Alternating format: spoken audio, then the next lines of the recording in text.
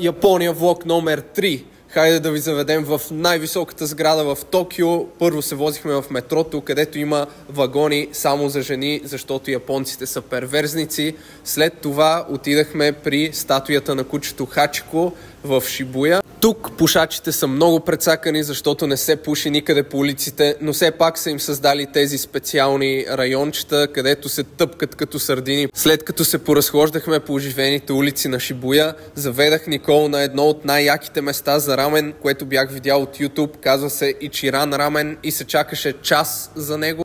Обаче опашката беше виртуална и както виждате супер много си заслужаваше. Това е, без да преувеличавам, най-вкусният рамен, който съм ял някога. И за десерт и двамата си взехме по едно такова матча пудингче.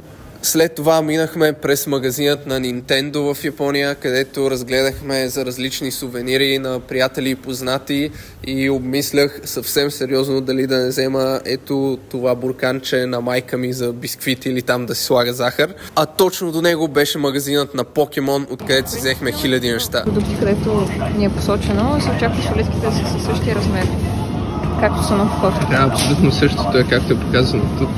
Да.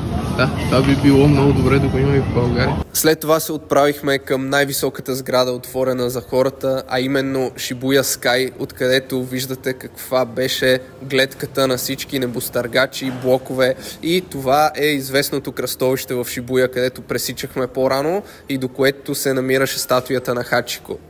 Гледката беше абсолютно пленителна и имаше град, на където ти стигат очите до хоризонта. Все пак Токио е над 20 милиона жители. Аз съм на Шибуя Скай, една от най-високите точки в Токио, и гледам хеликоптерна площадка с Н върху нея.